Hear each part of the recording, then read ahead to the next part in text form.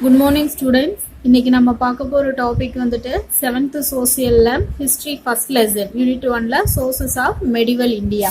அதாவது பார்த்தீங்கன்னா இடைக்கால இந்திய வரலாற்று ஆதாரங்கள் அப்படின்ற லெசனை பற்றி நம்ம ஃபுல்லாக பார்க்க போகிறோம். ஸோ ஃபர்ஸ்ட் நம்ம எதை பற்றி பார்க்க போகிறோம்னா லேர்னிங் ஆப்ஜெக்டிவ், கற்றல் நோக்கங்கள். ஸோ அதில் நம்ம வந்து பார்த்தீங்கன்னா ஒரு 4 பாயிண்ட்ஸ் கொடுத்துருக்காங்க இந்த லெசன்ஸை பற்றி. ஸோ நம்ம எதை பற்றி பார்க்க போகிறோம் அப்படின்னாக்கா first sources of the study of medieval India. அதாவது பார்த்தீங்கன்னா மெடிவல் இந்தியானா இடைக்கால இந்தியா அப்படின்னு சொல்லி அர்த்தம். அந்த இடைக்கால இந்தியாவுடைய சோர்சஸ், வரலாற்று ஆதாரங்கள், சான்றுகள் என்னென்ன இருக்கு அப்படின்றத பத்தி தெரிஞ்சுக்க போறோம். செகண்ட் பாயிண்ட் பார்த்தீங்கன்னா temples, mosques, tombs, palace and forts as important sources.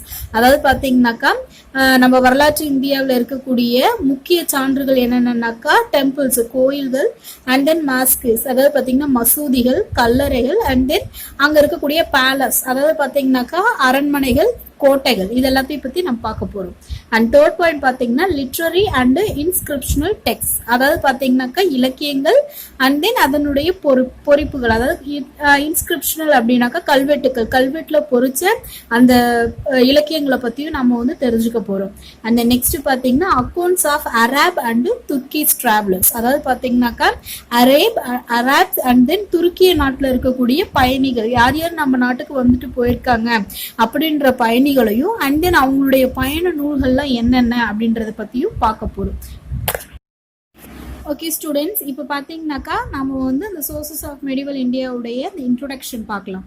First பாருங்க, the period from AD CE 700 to 1200 and from AD CE 1200 to 1700 are classified as early medieval and later medieval periods respectively in Indian history.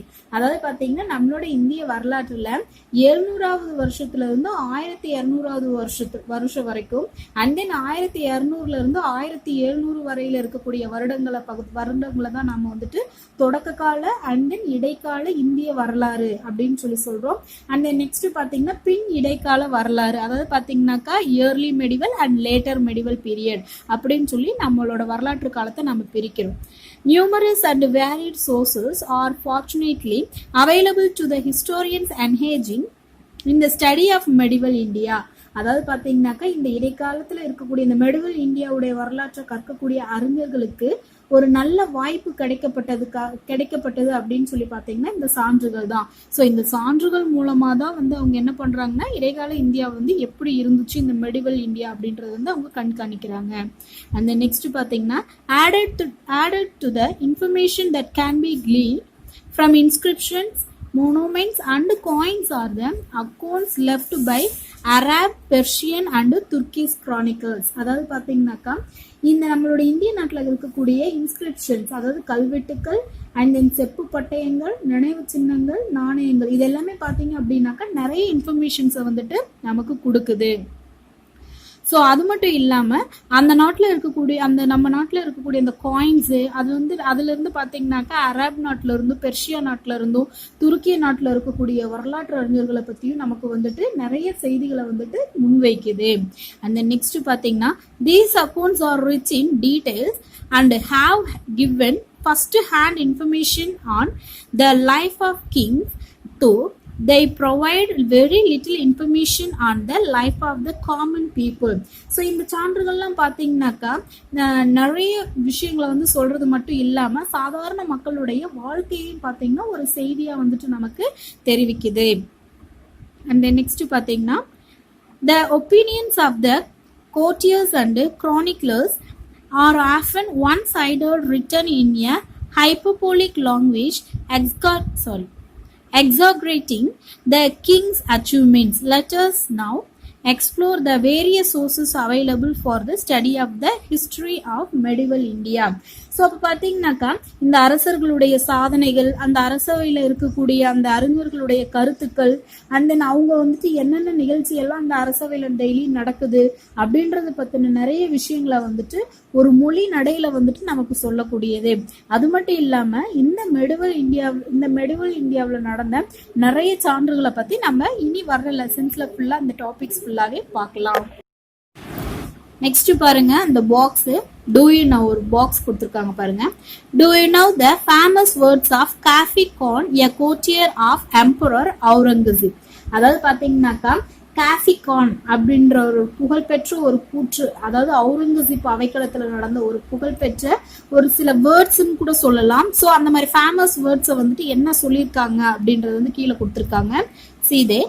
He says it is the duty of an historian to be faithful, to have no hope of profit, no fear of injury, to show no partiality on one side or animosity on the other, to know no difference between friend and stranger, and to write nothing but with sincerity. அதாவது பாத்தீங்கன்னாக்கா விசுவாசம் உள்ளவராக இருக்கணும். அதாவது அந்த அவுரங்கசீப்போட அவைக்களத்துல வந்துட்டு ஒரு புகழ்பெற்ற ஒரு கூற்றை வந்து கூறியிருக்காங்க. என்ன அப்படின்னு சொல்லி பாத்தீங்கன்னா, ஒரு அரசர் அப்படின்றவர் எப்படி இருக்கணும்னாக்கா மக்களுக்கு வந்துட்டு விசுவாசம் உள்ளவராக இருக்கணும்.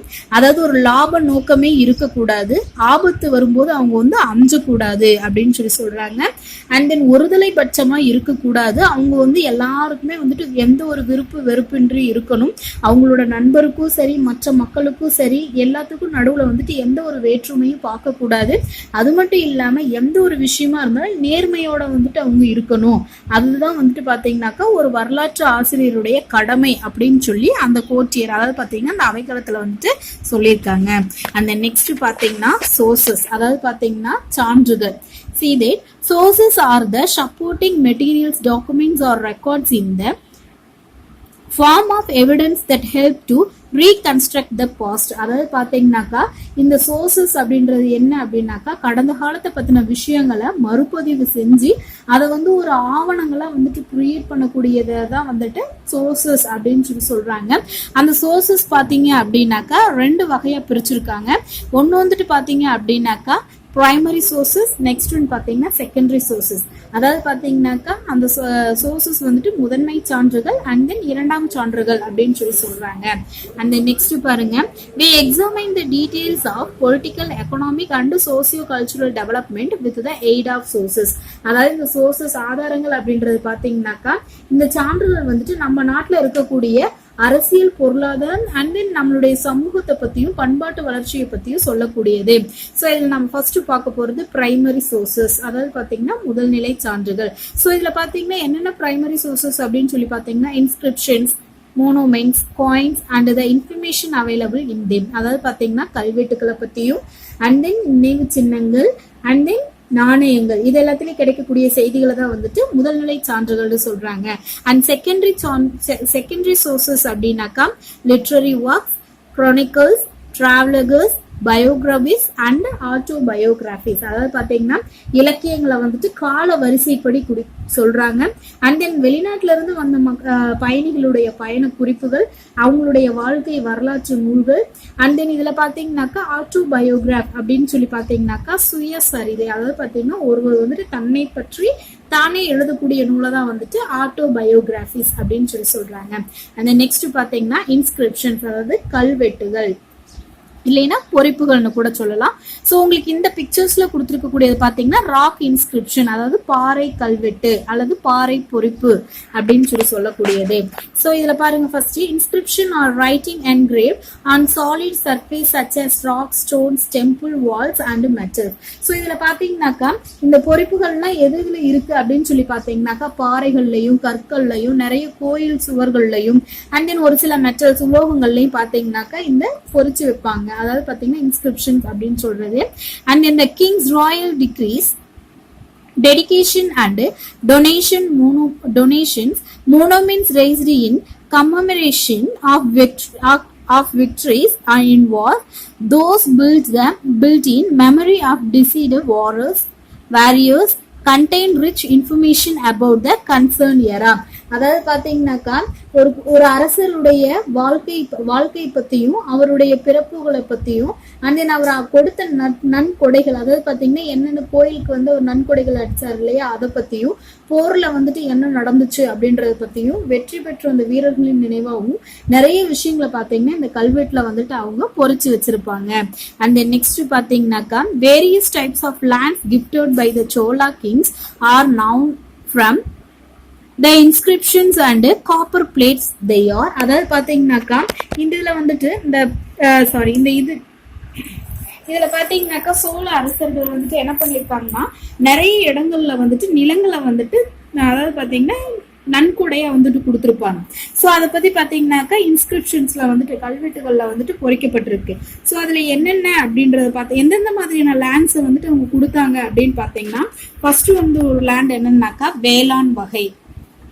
ஸோ இந்த வேளாண் வகை லேண்ட் வந்துட்டு யாருக்கு வந்து கொடுத்தா யாருக்கு சொந்தமான நிலம் அப்படின்னு சொல்லி பார்த்தீங்கன்னா லேண்ட் ஆஃப் நான் பிராமின் ப்ராப்பர்ட்டிஸ். அதாவது பார்த்தீங்கன்னா பிராமணம் அல்லாத மக்கள் அவங்களுக்கு உடமையான சொந்த நிலங்களை தான் வந்துட்டு வேளாண் வகை அப்படின்னு சொல்லுவாங்க. நெக்ஸ்ட் பார்த்தீங்கன்னாக்கா பிரம்மோதயா. அதாவது பார்த்தீங்கன்னாக்கா பிரம்மோதயா அப்படின்ற ஒரு வகை நிலம் வந்துட்டு லேண்ட் கிஃப்டட் டு பிராமின்ஸ். அதாவது பார்த்தீங்கன்னா பிராமண மக்களுக்கு வந்துட்டு நன்கொடையா வழங்கப்பட்ட நிலம். அந்த நெக்ஸ்ட் பார்த்தீங்கன்னாக்கா ஷாலபோகா. அதாவது பாத்தீங்கன்னாக்கா சாலபோகம் அப்படின்னு சொல்லுவாங்க. சோ இது வந்துட்டு பாத்தீங்கன்னாக்கா land for the maintenance of you school. அதாவது பாத்தீங்கன்னா நிறைய கல்வி நிலையங்களுக்காக பராமரிக்கிறதுக்காக கொடுக்கப்பட்ட நிலங்களை வந்துட்டு ஷாலபோகா அப்படின்னு சொல்லுவாங்க. நெக்ஸ்ட் பாத்தீங்கன்னா தேவநந்தா. அதாவது பாத்தீங்கன்னாக்கா தேவதானம் அப்படின்னு சொல்லுவாங்க. அந்த லேண்ட் பாத்தீங்கன்னாக்கா லேண்டட் கிஃப்டட் டு டெம்பிள்ஸ். அதாவது கோயில்களுக்கு வந்துட்டு நன்கொடையா அடைக்கப்பட்ட நிலத்துக்கு என்ன நேம் சொல்றாங்கன்னா தேவதானம் அப்படின்னு சொல்றது. நெக்ஸ்ட் பாத்தீங்கன்னா பள்ளிச்சந்தை. சோ இது ஒரு வகையான நிலம். இது பாத்தீங்கன்னா land donated to Zaina institution. அதாவது பாத்தீங்கன்னாக்கா சமண நிறுவனங்களுக்கு வந்துட்டு நன்கொடையா வழங்கப்பட்ட நிலங்களை வந்துட்டு பள்ளிச்சந்தம் அப்படின்னு சொல்லுவாங்க. ஓகே ஸ்டூடெண்ட்ஸ், நெக்ஸ்ட் பாருங்க. Copper plate grants which are treated as legal documents have significant source value.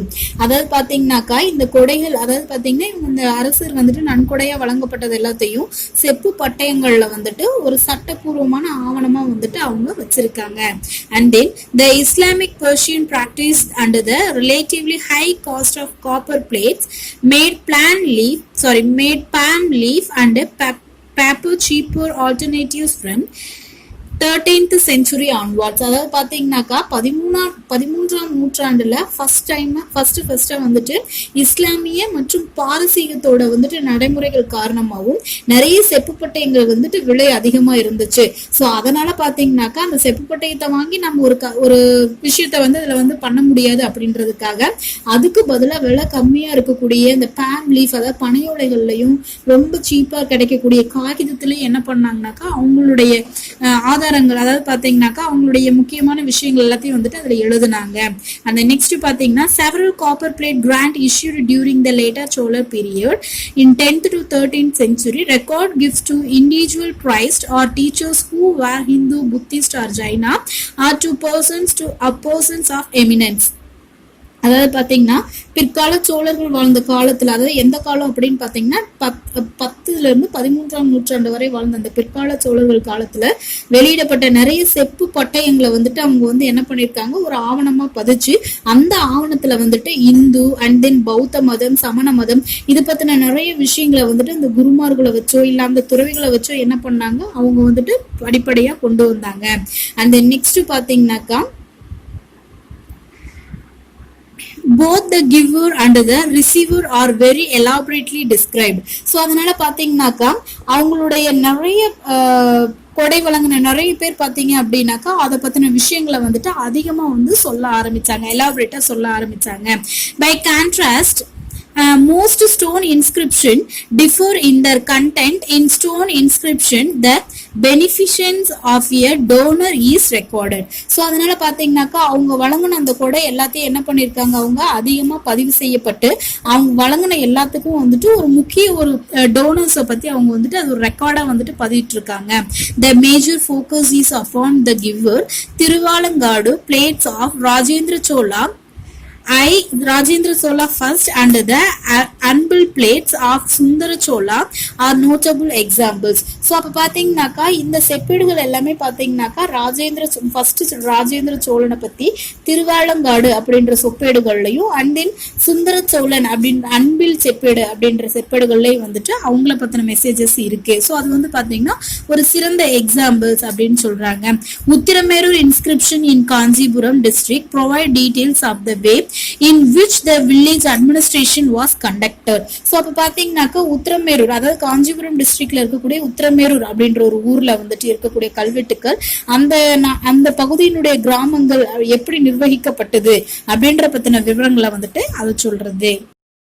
Okay students, next பாருங்க மோனோமெண்ட்ஸ். மோனோமெண்ட்ஸ் அப்படின்னாக்கா நினைவு சின்னங்கள் அப்படின்னு சொல்லக்கூடியது. ஸோ இது பார்த்தீங்கன்னா ஃபர்ஸ்ட் வந்துட்டு temple, palace, mosques, tombs, forts, minars and minarets are called by the collective name monuments. அதாவது நினைவு சின்னங்கள் அப்படின்றத நம்ம எதை பத்தி சொல்றோம் அப்படின்னு எதை வந்து நம்ம நினைவு சின்னங்கள்னு சொல்றோம்னாக்கா டெம்பிள்ஸ், கோயில்கள், அண்ட் தென் அரண்மனை, பெரிய பெரிய பேலஸ், அரண்மனைகள், மசூதி, கல்லறை, கோட்டை, கோபுரம், இது இந்த ஸ்தூபிஸ், இது எல்லாத்தையும் தான் பாத்தீங்க அப்படின்னாக்கா நம்ம நினைவு சின்னங்கள் அப்படின்னு சொல்லி சொல்றோம். ஸோ இதுல the sultanates of Delhi introduced a new type of architecture. The monuments they built had arch, domes and minarets as the main features. So இதுல பாத்தீங்கன்னாக்கா டெல்லி சுல்தான் வந்துட்டு ஒரு புது வகையான கட்டடக்கலையை வந்துட்டு ஃபர்ஸ்ட் அறிமுகம் செஞ்சாரு. ஸோ அதுல பாத்தீங்கன்னாக்கா அந்த கட்டடத்துல என்னென்ன யூஸ் பண்ணாரு அப்படின்னாக்கா ஒரு பெரிய ஆர்ச், அதாவது நிறைய வளைவுகளையும் அண்ட் தென் நிறைய ஒடுங்கிய கோபுர வடிவத்தில் இருக்கக்கூடிய ஒடுங்கிய அந்த ஒரு வகையான கட்டிடத்தையும் அண்ட் தென் நிறைய குவி மாடங்கள், அதாவது பாத்தீங்கன்னாக்கா ஒரு சில இடங்கள் அந்த தாஜ்மஹால் அந்த மேல அந்த பகுதி வந்து பாத்தீங்கன்னா குவிஞ்சிருக்கும் இல்லையா. ஸோ அந்த மாதிரி குவி மாடங்கள் அப்படின்றது எல்லாத்தையுமே பாத்தீங்க அப்படின்னாக்கா அவருடைய கட்டடக்கலைக்கு ஒரு சிறந்த முக்கிய எடுத்துக்காட்டு அப்படின்னு சொல்லலாம். The inscriptions in these monuments contain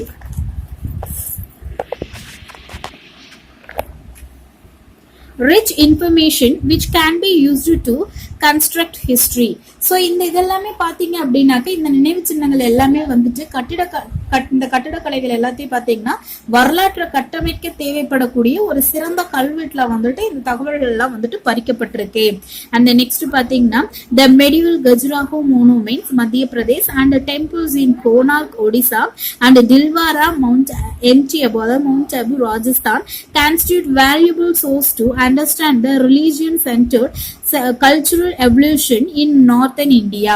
அதாவது பாத்தீங்கன்னாக்கா இந்த நினைவு சின்னங்கள் எல்லாமே பாத்தீங்கன்னாக்கா இந்த இடைக்காலத்தை சேர்ந்த கஜுராஹோ மத்திய பிரதேசம் அப்படின்ற மாவட்டத்தில் இருக்கக்கூடிய அந்த கஜுராஹோ அப்படின்ற டெம்பிளும் அண்ட் தென் கோவிலும் அண்ட் தென் ராஜஸ்தான்ல மாநிலத்துல இருக்கக்கூடிய தில்வாரா அப்படின்ற கோவிலும் அண்ட் தென் கோனார்க்ல இருக்கக்கூடிய ஒடிசாவில் இருக்கக்கூடிய கோனார்க் அப்படின்ற டெம்பிளும் பாத்தீங்க அப்படின்னாக்கா ஒரு சிறந்த எடுத்துக்காட்டு. அதாவது பாத்தீங்கன்னா சமயத்தை பத்தி சொல்லக்கூடிய ஒரு பரிணாம வளர்ச்சியை சொல்லக்கூடிய ஒரு கோவிலா இருக்கு. அண்ட் தென் நெக்ஸ்ட் பாத்தீங்கன்னாக்கா temples in Tanjavur, Pragadishwara, Gangaikunda Cholapuram and Tarasuram symbolize the magnificent structures the later Chola built in Tamil Nadu. So இதுல பாத்தீங்கன்னாக்கா மேல நம்ம பார்த்தது எல்லாமே நார்த் இந்தியாவில இருந்தது. நெக்ஸ்ட் பாக்குறது பாத்தீங்கன்னா நம்மளுடைய தமிழ்நாடு, சவுத் இந்தியாவில இருக்கக்கூடிய நம்ம தமிழ்நாட்டுல இருக்கக்கூடிய கோவில் சொல்றாங்க. எது அப்படின்னு பாத்தீங்கன்னாக்கா தஞ்சாவூர்ல இருக்கக்கூடிய ரொம்ப பெரிய கோவில் எது அப்படின்னாக்கா பிரகதீஸ்வரா டெம்பிள், அந்த டெம்பிளையும் அண்ட் தென் கங்கைகொண்ட சோழபுரத்தில் இருக்கக்கூடிய டெம்பிள் அண்ட் தென் தாராசுரம், இந்த இடத்துல இருக்கக்கூடிய கோவில்கள் எல்லாமே பாத்தீங்கன்னா பிற்கால சோழர்கள் வந்துட்டு நம்ம தமிழ்நாட்டுல வந்து கட்டெடுப்புன ஒரு பிரம்மாண்டமான ஒரு கட்டடக்கலையை வந்து சொல்லக்கூடியதா இருக்கு. And the next பாத்தீங்கன்னா Vitala and Virupaksha temples at Hampi similarly speak of the contribution of Vijayanagara rulers in 15th century. அதாவது பாத்தீங்கன்னாக்கா இந்த கோவில்களை போலவே பாத்தீங்கன்னாக்கா வித்தலா அண்ட் விருபாக்ஷா அந்த மாதிரியான கோவில்கள் வந்துட்டு விஜயநகர அரசர்களுடைய பங்களிப்பு சொல்லக்கூடியதா இருக்கு. அந்த நெக்ஸ்ட் பாத்தீங்கன்னாக்கா Quatul Islam Masjid and Motki Masjid, Zama Masjid, Fatehpur Sikri Dargah, all in and around Delhi and Charminar, Hyderabad are the important mosques belonging in the medieval times. அதாவது பாத்தீங்கன்னாக்கா குவைத்துல் இஸ்லாம் மசூதி, மோதி மசூதி, ஜமா மசூதி, பதேபூர் சிக்ரி தர்கா, இந்த எல்லாமே பாத்தீங்கன்னா நம்ம டெல்லிக்கு பக்கத்துல தான் இருக்கு. ஸோ சார்மினார், இது எல்லாமே பாத்தீங்கன்னா இந்த இடைக்காலத்தை சேர்ந்த ஒரு முக்கிய மசூதிகள் அப்படின்னு சொல்லி அழைக்கப்படுறது. நெக்ஸ்ட் பாருங்க The forts of historical importance are Agra Fort, Chittoor Fort, Gwalior Fort and Delhi Red Fort, as well as the forts of Daladabad, Aurangabad and Firoza Kotla, Delhi. Palace in Jaipur, Jaisalmer and Jodhpur signify the greatness of the Rajput dynasty that wielded enormous powers from these palaces. So பார்த்தீங்கன்னாக்கா அதாவது இந்த இதில் சொல்லியிருக்கக்கூடிய கோட்டைகள் என்னென்ன கோட்டைகள் அப்படின்னு பார்த்தீங்கன்னாக்கா ஆக்ராவில் இருக்கக்கூடிய ஆக்ரா கோட்டை, சித்தூர் கோட்டை அண்ட் குவாலியர் கோட்டை and then Delhi Sengottai and then அதுவும் இல்லாமல் அவுரங்காபாத் அதாவது தலாதாபாத் அப்படின்னு சொல்லக்கூடிய புரோஷா கோத்தலம் அப்படின்ற எல்லா இடங்கள்ல இருக்கக்கூடிய கோட்டைகளும் பார்த்தீங்கன்னாக்கா வரலாற்று மிக்க ஒரு கோட்டைகள் அப்படின்னு சொல்றாங்க. அது மட்டும் இல்லாம ஜெய்ப்பூர், ஜெய்சல்மார், ஜோத்பூர் இந்த இடங்கள்ல இருக்கக்கூடிய அரண்மனைகள் எல்லாமே பார்த்தீங்கன்னாக்கா ராஜபுத்திரர்களுடைய அடையாளங்களை குறிப்பிடக்கூடிய ஒரு கோட்டைகளா இடங்களா இருக்கு. அந்த நெக்ஸ்ட் பாத்தீங்கன்னா Qutub Minar and Alai Darwaza, the tombs of Iltutmish, Balban and all the Mughal rulers are the other prominent structures recognized as valuable sources of information. Cities Israel such as Ferozabad and Tukladabad in North India and Hampi in South India remain rich repositories of the history of medieval India. அதாவது பாத்தீங்கன்னாக்கா இந்த அலை தர்வாஷா அப்படி குதுப் மினார், அலை தர்வாஷா and then Iltutmish பால்பன் இவங்களுடைய கல்லறைகள் எல்லாமே பாத்தீங்கன்னாக்கா முகலாய அரசர்களுடைய கல்லறைகள் அப்படின்னு சொல்லப்படுறது. அது மட்டும் இல்லாம அதிகமா சிறப்புமிக்க கட்டடங்களாகவும் இது வந்து திகழுது. அது மட்டும் இல்லாம அந்த வட இந்தியாவில் இருக்கக்கூடிய ரொம்பவும் பழைய நகரமான ஃபெரோஷாபாத், துக்லதாபாத் இந்த எல்லா நகரங்களும் பாத்தீங்க அப்படின்னாக்கா தென்னிந்தியாவில் இருக்கக்கூடிய ஹம்பி இந்த 3 நகரங்களும் பாத்தீங்கன்னாக்கா இடைக்கால இந்திய வரலாற்றை வந்து சொல்லக்கூடிய ஒரு நகரங்களா இருக்கு. அண்ட் நெக்ஸ்ட் பாத்தீங்கன்னாக்கா காயின்ஸ் அதாவது நாணயங்கள், அதாவது நாணயங்களை பத்தி பார்க்க போறோம். The picture and the legend on the coins convey the names of kings with their titles and portrays events, place, dates, dynasties and logos. அதாவது பாத்தீங்கன்னா இந்த நாணயங்கள் வந்து பொறிக்கப்பட்டுள்ள படங்களும் உருவங்களும் அரசர்களுடைய பெயர்களையும் அவங்களுக்கு என்னென்ன பட்டங்கள் வழங்கப்பட்டிருக்கு, அவங்களுடைய உருவப்படங்கள்லாம் என்னென்ன, அவங்களுடைய நிகழ்வு, அவங்களோட பெயர், அவங்க வாழ்ந்த காலம், அந்த அரச வம்சம் இதை பத்தி எல்லாத்த பத்தியும் சொல்லக்கூடிய ஒரு மெசேஜா பாத்தீங்கன்னாக்கா இந்த காயின்ஸ்ல வந்துட்டு அமையப்பட்டிருக்கு. The composition of metals and the coins give us information on the economic condition of the empire. அந்த காயின் பாத்தீங்கன்னாக்கா அந்த அரசருடைய அந்த பேரரசருடைய எக்கனாமிக் கண்டிஷன் பொருளாதார நிலையும் வந்து சொல்லக்கூடியதா இருக்கு. Mention of kings achievements like military conquest, territorial expansion, trade links and religious faith can also be founded in the coins. So அந்த நாணயம் பாத்தீங்கன்னாக்கா அந்த அரசருடைய பொருளாதார நிலையை பத்தி மட்டும் இல்லாம அந்த அரசனுடைய ராணுவ படையை பத்தியும் அவங்களுடைய எல்லைகளை பத்தியும் அவங்களுடைய வணிகத்தை பத்தியும் அவங்களுடைய மதத்தை பத்தியும் சொல்லக்கூடிய ஒரு நாணயமா வந்து அவங்க உருவாக்கி இருக்காங்க. அந்த நெக்ஸ்ட் பாத்தீங்கன்னாக்கா Muhammad Ghori has stamped the figure of goddess Lakshmi on his gold coins and had his name inscribed on it. This coin tells us that this early Turkish invader was in all likelihood liberal in religious outlook. So அது பாத்தீங்கன்னாக்கா முகமது கோரி அப்படின்ற ஒரு அரசர் வந்துட்டு வெளியிட்ட ஒரு தங்க நாணயத்துல வந்துட்டு அவங்களுடைய இஷ்ட தெய்வமான லட்சுமி அப்படின்ற ஒரு கடவுளுடைய வடிவத்தை வந்துட்டு பதிப்பிச்சு அந்த கடவுளுடைய அந்த உருவத்துக்கு கீழே பாத்தீங்கன்னா அவருடைய பெயரை வந்துட்டு பொறிக்க செஞ்சிருந்தாரு. ஸோ அதனால அந்த நாணயம் பாத்தீங்க அப்படின்னாக்கா ஆரம்பத்துல இருந்த அந்த மற்ற நாணயங்களை விட வந்துட்டு ஒரு கடவுளோட மதத்தை பத்தி உணர்த்தக்கூடிய ஒரு நாணயமா வந்துட்டு வெளியே வந்துச்சு. அந்த நெக்ஸ்ட் பாத்தீங்கன்னா copper jital are available for the study of the period of Delhi Sultans. Silver tanka introduced by Iltutmish, Alauddin Khalji, gold coins, Muhammad bin Tughlaq copper token currency are indicative of coinage as well as the economic prosperity or otherwise of the country of the time. So அப்ப பாத்தீங்கன்னா அந்த டைம்ல வந்து டெல்லி சுல்தான்கள் வந்துட்டு இருந்த அந்த காலகட்டத்துல ஜிட்டல் அப்படின்ற ஒரு செப்பு நாணயங்களை வந்துட்டு பயன்படுத்தினாங்க. அது மட்டும் இல்லாம அவருக்கு பின்னாடி வந்த இல்துமிஷ் வந்துட்டு டங்கா அப்படின்ற ஒரு வெள்ளி நாணயத்தை வந்து பயன்படுத்தினாரு. அவங்களுக்கு பின்னாடி பாத்தீங்கன்னா அலாவுதீன் கில்ஜி வந்து கோல்டு காயின் யூஸ் பண்ணாங்க. முகமது பின் துக்ளக் பாத்தீங்கன்னாக்கா செப்பு நாணயங்கள்லாம் யூஸ் பண்ணாங்க. சோ இது எல்லாமே பாத்தீங்கன்னாக்கா அந்த நாட்டோட பொருளாதார வளத்தை வந்து சொல்லக்கூடிய ஒரு நாணயமா வந்துட்டு பயன்பாட்டுல இருந்துச்சு. அண்ட் தென் ஓகே, நெக்ஸ்ட் பாருங்க. அந்த டூ யூ நவ் அப்படின்னு சொல்லிட்டு ஒன்று கொடுத்துருக்காங்க ஒரு பாக்ஸ். அதுல பாத்தீங்கன்னாக்கா first a jittal contained 3.6 grains of silver. 48 jittals were equal to 1 silver tanka. அதாவது பாத்தீங்கன்னாக்கா அந்த ஆல்ரெடி முன்னாடி நம்ம பார்த்தோம் இல்லையா, காப்பர் ஜிட்டால் அப்படின்றது டெல்லி சுல்தானேட் தான் வந்துட்டு அந்த காயினை வந்து அறிமுகப்படுத்தினாங்க. ஸோ அதுல ஒரு ஜிட்டால் அப்படின்றது பாத்தீங்கன்னாக்கா 3.6 அப்படின்ற ஒரு அளவீட்டுல பாத்தீங்கன்னாக்கா வெள்ளி காயினை வந்துட்டு கொண்டது. ஸோ இது பாத்தீங்கன்னாக்கா 48 ஜிட்டல்கள் சேர்ந்ததுதான் ஒரு வெள்ளி டங்காவுக்கு வந்துட்டு சமம் அப்படின்னு சொல்லி சொல்றாங்க. அந்த நெக்ஸ்ட் பாத்தீங்கன்னா ரிலீஜியஸ் லிட்ரேச்சர், அதாவது பாத்தீங்கன்னாக்கா சமய இலக்கியங்கள். Devotional movement in South India and later in North resulted in the development of Bhakti or devotional literature. The Chola period was known as the period of devotional literature and works such as Kamba Ramayanam, Sekila's Periya Puranam, Nalayira Divya Prabandham, composed by 12 alvas and compiled by Nadamuni, Devaram composed by Appar, Samandar and Sundarar and compiled by Nambiyandar Nambi. Manikya Vasagar, Tiruvasagam, all were scripted during the Chola time. So இதுல பாத்தீங்கன்னாக்கா ஆரம்பத்துல வந்துட்டு தென்னிந்தியாவில வந்துட்டு நிறைய வந்துட்டு பக்தி சார்ந்த நிறைய விஷயம், நிறைய பக்தி இயக்கங்கள்லாம் இருந்துச்சு. ஸோ அதை பேஸ் பண்ணி பாத்தீங்க அப்படின்னாக்கா நிறைய பக்தி இலக்கியங்கள்லாம் வந்துட்டு வளர்ச்சி பெற்றது. ஸோ அந்த பக்தி இலக்கியங்கள்ல பாத்தீங்கன்னாக்கா இந்த சோழர்களோட காலத்துல இருக்கக்கூடிய அந்த புலவர்கள் வந்துட்டு என்னென்ன எழுதுனாங்க, யார் யாரு என்னென்ன நூல்கள் எழுதுனாங்க அப்படின்றத பத்தி அதுல சொல்லியிருக்காங்க.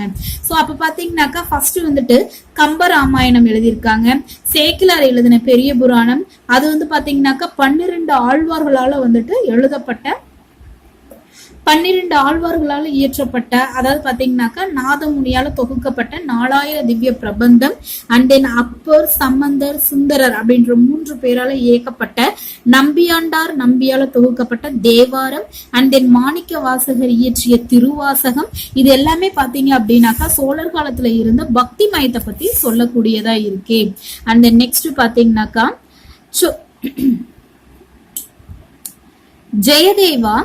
Jayadeva Gita Govindam 12th century was a follow-up of Bhakti movement in South India. Kabir of the Bhakti movement in Kabir Das, a 15th century mystic poet, also had an influence on the Bhakti movement in India. So அப்ப பாத்தீங்கன்னாக்கா கீதா கோவிந்தம், அதாவது ஜெயதேவர் அப்படின்றவரால் இயற்றப்பட்ட கீதா கோவிந்தம் அப்படின்ற ஒரு பக்தி இலக்கியம் பாத்தீங்கன்னாக்கா அந்த தென்னிந்திய மரபினுடைய தொடர்ச்சி ஒரு நூலா விளங்குது. அது மட்டும் இல்லாம 11ஆம் நூற்றாண்டுல இருக்கக்கூடிய, அதாவது பாத்தீங்கன்னா கடவுளுடைய பக்தி பெற்ற ஒரு கவிஞர் யாருன்னாக்கா கபீர் தாஸ் அப்படின்ற ஒருத்தர்.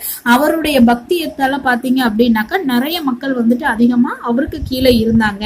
அந்த நெக்ஸ்ட் பாத்தீங்கன்னாக்கா செக்யூலர் லிட்ரேச்சர், அதாவது பாத்தீங்கன்னா சமய சார்பற்ற இலக்கியங்களும் இருந்திருக்கு. என்னென்ன சமய சார்பற்ற இலக்கியங்கள் அப்படின்னு பாத்தீங்கன்னா மதுர விஜயம் and அமுக்த மல்யதா were poems composed by Ganga Devi and Krishna Devaraya respectively that helped us gain insight into the events and individuals associated with the Vijayanagara Empire.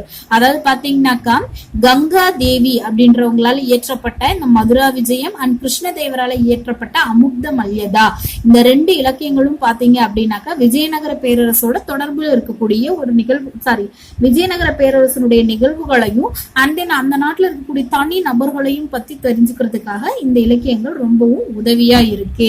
And then next பாத்தீங்கன்னா சந்தபதாய் பிருத்திவிராஜ் ரசோ portrays the Rajput king's value. We have no Indian accounts about what happened during the Turkish invasion of India.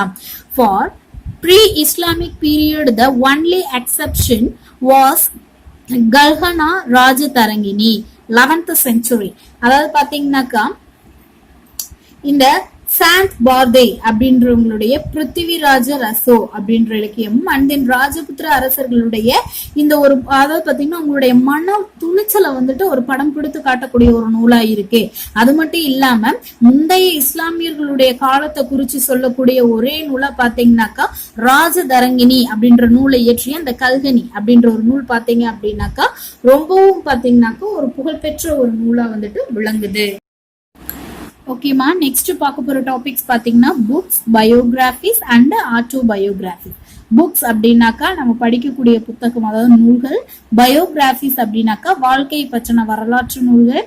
And ஆட்டோபயோகிராபிஸ் அப்படின்னாக்கா சுயசரிதை. அதாவது முன்னாடியே சொல்லியிருப்போம், ஆட்டோபயோகிராஃபினா அவங்க ஒரு அரசர் வந்துட்டு அவரை பத்தி அவரே எழுதிக்கக்கூடிய நூல் தான் வந்துட்டு ஆட்டோபயோகிராஃபி, அதாவது சுயசரிதை அப்படின்னு சொல்லி அழைக்கப்படுறது. சீதே இதுல வந்துட்டு ஃபர்ஸ்ட் நான் பார்க்க போறது மின்கஜ் உஸ் ஜிராஸ். மின்கஜ் உஸ் ஜிராஸ் patronized by Sultan Nasir Uddin Muhammad of slave dynasty wrote தபஹத் நஸ்ரீன். அதாவது பாத்தீங்கன்னாக்கா இந்த அடிமை வம்சம், அதாவது பாத்தீங்கன்னா ஸ்லேவ் டைனஸ்டி அப்படின்னாக்கா அடிமை வம்சம்னு அர்த்தம். அந்த அடிமை வம்சத்தை சேர்ந்த சுல்தான் நஸ்ருதீன் அப்படின்றவரால் ஆதரிக்கப்பட்ட ஒரு நூல் தான் பாத்தீங்கன்னாக்கா இந்த தபஹத் இ நஸ்ரி அப்படின்ற ஒரு நூல். அந்த நூலை யார் எழுதுனாங்க அப்படின்னாக்கா மின்கஜ் அஸ் சிராஜ் அப்படின்றவர் வந்துட்டு இந்த அடிமை வம்சத்தை பத்தின ஒரு நூலை எழுதியிருக்காரு. த compendium deals with the period from the conquest of Muhammad Ghori to AD 1260. அதாவது பாத்தீங்கன்னாக்கா கிபி 1260 வரைக்கும் இருக்கக்கூடிய நிகழ்வுகளை குறித்த ஒரு செய்தி தான் பாத்தீங்கன்னா முகமது கோரியினுடைய படையெடுப்பை தொடங்கி அது முடிகிற வரைக்கும் இருக்கக்கூடிய விஷயங்களை வந்துட்டு இந்த நூல் வந்து சுருக்கமா சொல்லுது.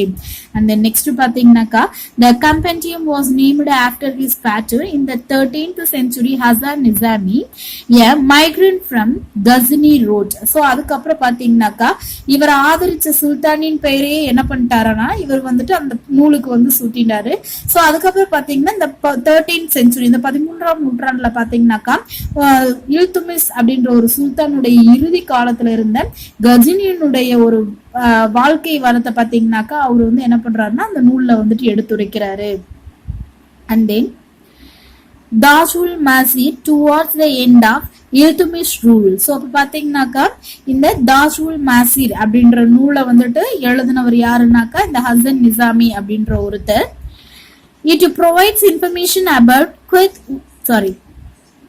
Qutbuddin Aibak. So it provides information about Qutbuddin Aibak and is considered the first official history of the Delhi Sultanate. So பாத்தீங்கன்னாக்கா இந்த டெல்லி ஆட்சி செஞ்ச அந்த குத்புதீன் ஐபக் அப்படின்ற பத்தின நிறைய செய்திகளை என்ன பண்றாங்கன்னா அந்த நூல்ல வந்துட்டு எழுதுறாங்க. And then Ziaud Barni, a courtier of Muhammad Tughlaq, wrote Dagat-e-Firozaki, in which he dealt with the history of Delhi Sultanate from Ghiyasuddin Balban to the early years of the reign of Firoz Tughlaq. And then Ferisa Tariq-i-Firista 16th century deals with the history of the rise of the Mughal power in India.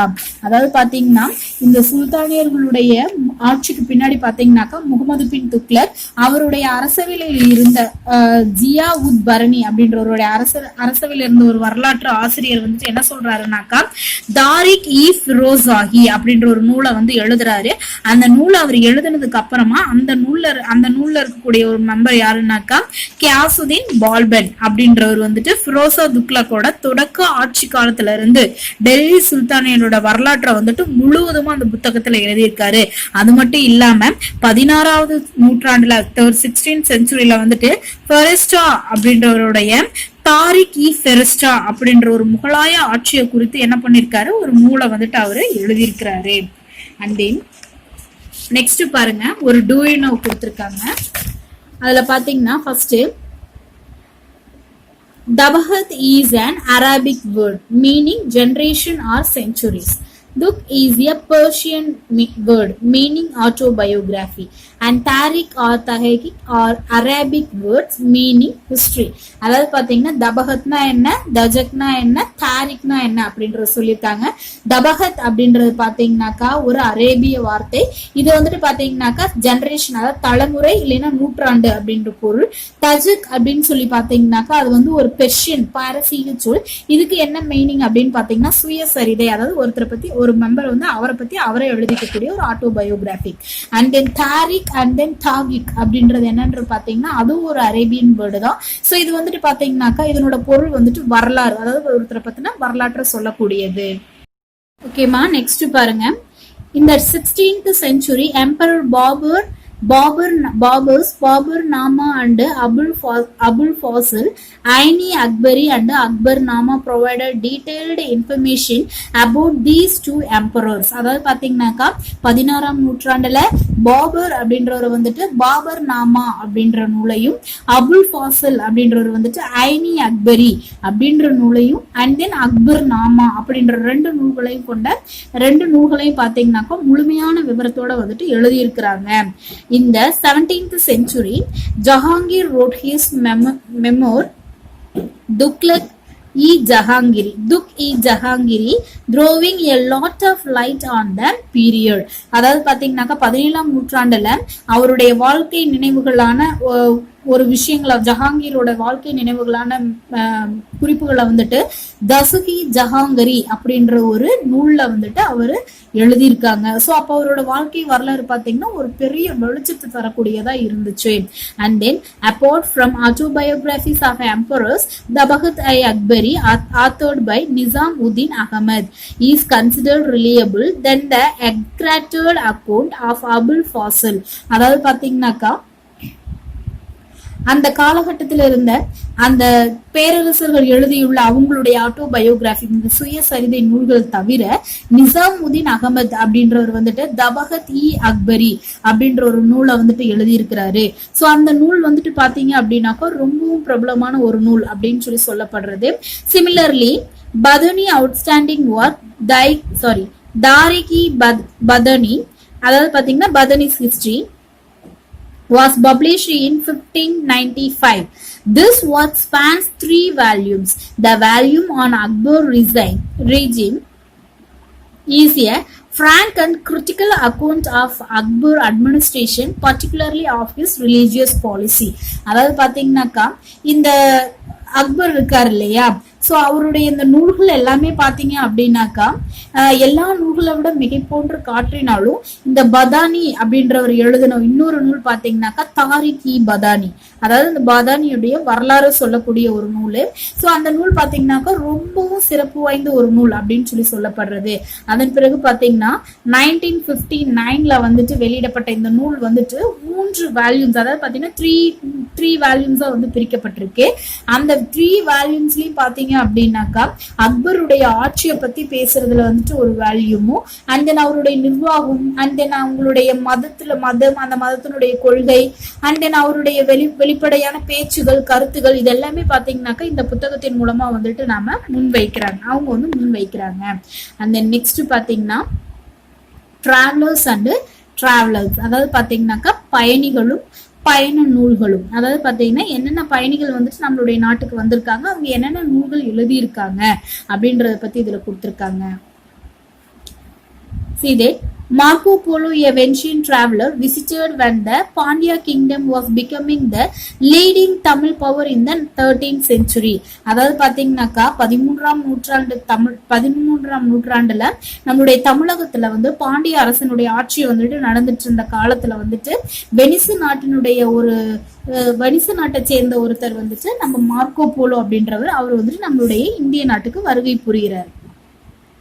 Marco Polo was twice in Kayal, which was a port city presently in Thoothukudi district of Tamil Nadu. அதாவது பாத்தீங்கன்னா இப்ப நம்ம தமிழ்நாட்டுல இருக்கக்கூடிய Thoothukudi district தான் வந்துட்டு அவங்க முன்னாடி என்னன்னு சொல்லுவாங்க அப்படின்னு சொல்லி பாத்தீங்கன்னா காயல் அப்படின்னு சொல்லி சொல்லுவாங்க. சோ அந்த ஊருக்கு பாத்தீங்கன்னாக்கா ஆல்ரெடி வந்துட்டு 2 times வந்துட்டு இந்த மார்க்கோ போலோ வந்திருக்காரு. It was full of ships from Arabia and China. So அப்ப பாத்தீங்கன்னாக்கா அந்த காயல் அப்படின்ற துறைமுகத்துல பாத்தீங்கன்னாக்கா அரேபியாவில இருந்து சீனாவில இருந்து நிறைய கப்பல்கள் வந்துட்டு வந்து அந்த இடத்துல வந்து நின்றுட்டு இருந்துச்சு காயல்ன்ற பகுதியில. Marco polo tells us that he himself came by a ship from China. According to Marco Polo, thousands of horse were imported into southern India by sea from Arabia and Persia. அதாவது பாத்தீங்கன்னாக்கா அவர் வந்துட்டு பாத்தீங்கன்னா சீனா இந்த Marco polo அந்த கப்பல்ல வந்துட்டு இந்த சீனா இந்த சீனாவில இருந்து வந்த கப்பல்ல தான் நான் வந்தேன். ஸோ அதனால பாத்தீங்கன்னா அரேபியாவில இருந்தும் பெர்ஷியா அதாவது பாரசீகத்துல இருந்து பாத்தீங்கன்னா ஆயிரக்கணக்குல நிறைய குதிரைகளை வந்துட்டு தென்னிந்தியாவில் கடல் வழியா வந்துட்டு நான் வந்து இறக்குமதி செய்ய போறேன் அப்படின்னு சொல்லி அவர் என்ன பண்றாருன்னா குறிப்பிடுறாரு. ஓகே, நெக்ஸ்ட் பாருங்க. Al-Biruni 11th century accompanied Muhammad of Ghazni in one of the campaigns and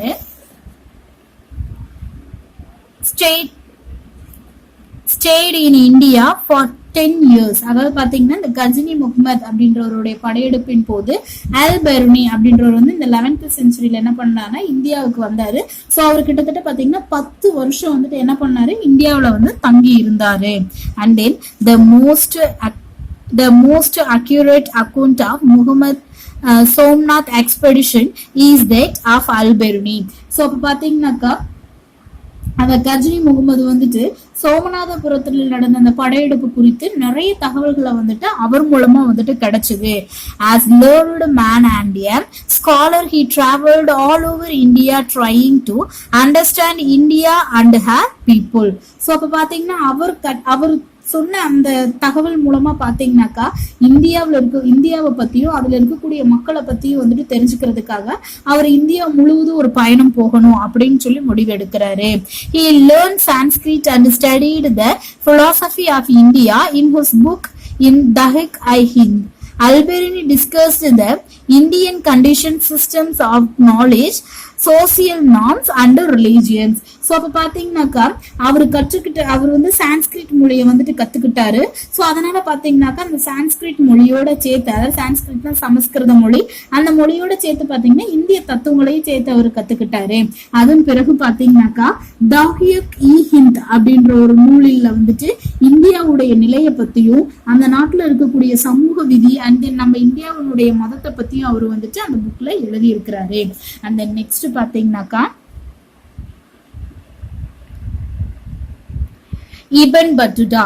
Ibn Battuta, 14th century, an Arab-born Morocco scholar, traveled from Morocco right across North Africa to Egypt and then to Central Asia and India.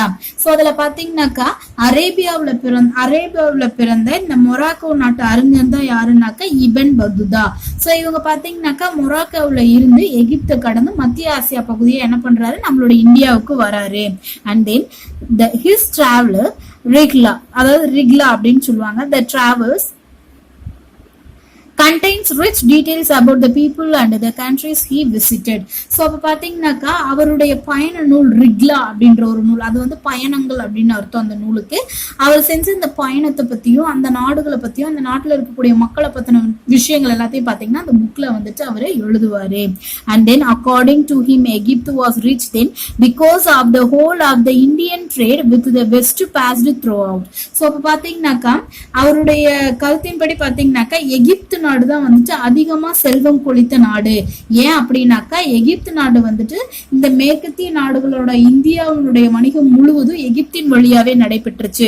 So அதனால பாத்தீங்கன்னா அது வந்து ரொம்பவும் செல்வ செழிப்பு இருக்கக்கூடிய நாடு அப்படின்னு கருதுறாரு. Ibn Battuta tell us of caste in India and practice of sati. So அப்ப பாத்தீங்கன்னாக்கா இபன் பத்துதா இருக்கும் போது இந்தியாவுல வந்துட்டு நம்மளுடைய ஜாதி குறித்தும் அதன் மூலமா சதி உடன்கட்டை ஏறுதல் பழக்கம் இருந்துச்சு அப்படின்றத பத்தியும் அவர் வந்து ஒரு நூல்ல சொல்லியிருக்காரு. We learn from him that Indian merchants were carrying on a brisk trade in foreign ports and Indian ship in the seas. He describes the city of Delhi, a vast and magnificent city. Those were the days when Sultan Muhammad bin Tughlaq transferred his capital from Delhi to Devagiri அதாவது Daulatabad in south converting this city into a desert. So அதாவது பாத்தீங்கன்னாக்கா இந்த வெளிநாட்டு துறைமுகங்கள்ல இருக்கக்கூடிய இந்த இந்திய வணிகர்கள் வந்துட்டு அவங்களுடைய விறுவிறுப்பான வணிக நடவடிக்கைகளை குறித்தும், அது மட்டும் இல்லாம கப்பல்ல வந்துட்டு இருக்கக்கூடிய கடல்ல இருக்கக்கூடிய இந்திய கப்பல்களை பத்தியும் பாத்தீங்கன்னாக்கா இந்த இபன் பதுதாவுடைய குறிப்பின் மூலமா நம்ம தெரிஞ்சுக்கலாம். அது மட்டும் இல்லாம டெல்லியில இருக்கக்கூடிய ஒரு நகரம் ஒண்ணு வந்து அவர் பாக்குறாரு. சோ அந்த நகரத்துல பாத்தீங்க அப்படின்னாக்கா சுல்தான் முகமது பின் துக்ளக் அப்படின்னு அவருடைய ஆட்சியினுடைய தலைநகரை வந்துட்டு தெற்கு பக்கத்துல இருக்கக்கூடிய டெல்லியில இருக்கிற தெற்கு பக்கத்துல இருக்கக்கூடிய தேவகிரிக்கு வந்துட்டு அவரு மாத்திக்கிறாரு. சோ அதன் மூலமா பாத்தீங்கன்னாக்கா அதை வந்துட்டு ஒரு பொட்டர் காடு, அதாவது பாத்தீங்கன்னாக்கா அவங்களுடைய பிளேஸ வந்துட்டு அவங்களுடைய தலைநகரத்தை வந்து தேவகிரி பக்கம் அவங்க வந்து மாற்றுறதுக்கு காரணம் என்ன அப்படின்னு சொல்லி பாத்தீங்கன்னாக்கா அது வந்து ஒரு டெசர்ட் ஏரியா அப்படின்ற மாதிரி வந்து அவங்க சொல்றாங்க. அந்த நெக்ஸ்ட் பாத்தீங்கன்னாக்கா in the south, Vijayanagar had many foreign visitors who left behind their detailed accounts of the state. So அப்ப பாத்தீங்கன்னாக்கா தென்னிந்தியாவை பொறுத்த வரைக்கும் நிறைய அயல்நாட்டு பயணிகள், அதாவது நிறைய அயல்நாடு, அதாவது வெளிநாட்டுல இருந்து வரக்கூடிய நிறைய டிராவலர்ஸ் வந்துட்டு நம்மளோட விஜயநகரத்துக்கு வந்து பார்த்துட்டு போயிருக்காங்க. An Italian named Niccolo Conti came in 1420. அதாவது பாத்தீங்கன்னா 1420 வந்துட்டு இந்த நிக்கோலோ கொன்டி அப்படின்றவர் வந்துட்டு ஒரு இத்தாலிய பயணி, அவர் வந்து நம்மளோட விஜயநகரத்துக்கு வந்திருக்கிறாரு. And then Abdul Razak came from Hot, the court of Great Khan in Central Asia in 1443. 1443 வருஷத்துல வந்துட்டு சென்ட்ரல் ஏசியாவில் இருக்கக்கூடிய ஹீரட் அப்படின்ற ஒரு நகரத்துல இருந்து பாத்தீங்கன்னாக்கா இந்த செங்கிஸ்கான் அப்படின்றவருடைய அரசவை இருந்த ஒரு இடம், அந்த இடத்துக்கு பாத்தீங்கன்னா அப்துல் ரசாக் அப்படின்றவர் வந்துட்டு நம்மளோட நாட்டுக்கு வந்திருக்கிறாரு. And Domingo Paz, a Portuguese traveler, visited the city in 1522. So 1522ல பாத்தீங்கன்னாக்கா ஒரு போர்ச்சுகீசிய பயணி டொமிங்கோ பயஸ் அப்படின்றவரு வந்துட்டு நம்மளுடைய நாட்டுக்கு வந்திருக்கிறாரு. All of them recorded their observations which are very useful for us today to know the glory of the Vijayanagar Empire. So இதன் மூலமா பாத்தீங்கன்னாக்கா நம்ம இவ்வளோ லெசன்ஸ் பார்த்துருக்கோம் இல்லையா? ஸோ இதை வச்சு பார்க்குறப்போ விஜயநகர பேரரசு வந்துட்டு ஒரு பெரிய சிறப்பு வாய்ந்த பேரரசு அப்படின்றது வந்து நம்ம தெரிஞ்சுக்கிறதுக்கு இந்த எல்லா சோர்சஸும் ஒரு காரணம் அப்படின்னு சொல்லி சொல்றாங்க. ஓகே ஸ்டூடெண்ட்ஸ், இதோட பாத்தீங்கன்னா இந்த லெசன் டாபிக் வந்து முடியுது.